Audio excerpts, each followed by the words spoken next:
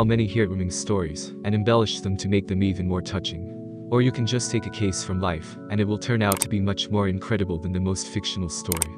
Olga went to the hospital because her daughter had a high fever, and on top of that, she started vomiting.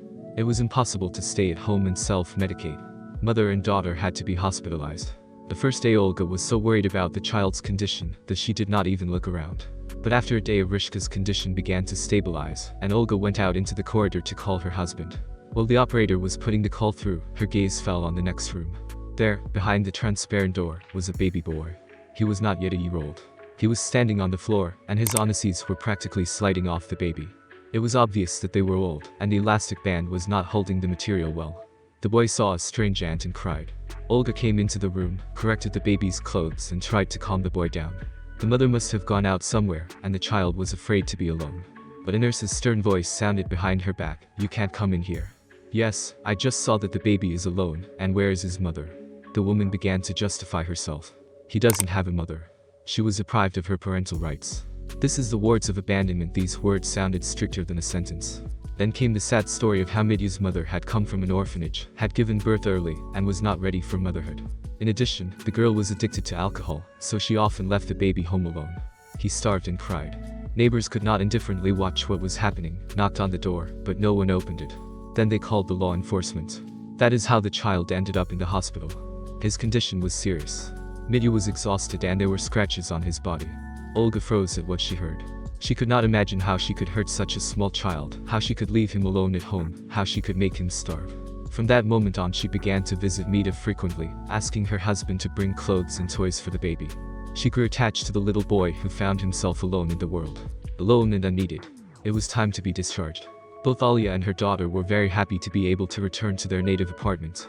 The only thing that really upset her was that she would never see Mitya again. The parting was hard. The boy was holding out his hands, waiting to be taken away as well. But it was impossible. Although Olga became attached to the child, she was a stranger to him, at least to the state. All night long Olga could not find room for herself. She was spinning, thinking a lot and keeping her husband awake. Her husband also became sensitive to the fate of the little boy and suggested that Olga go to see the child. So it was decided. Maybe they would be able to find someone close to the boy, and they would agree to take him. Olga entered the hospital and asked the nurse to let her see Mitya.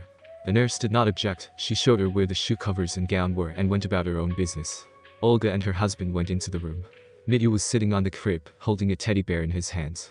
When he saw the guests, he smiled and held out his arms to them. Only the boy approached, not Alia, but her husband. "What are you standing there for? Take him in your arms," said the woman. The husband did so, and the boy hugged him tightly by the neck. He hugged him as if he were not a stranger's uncle, but his own father.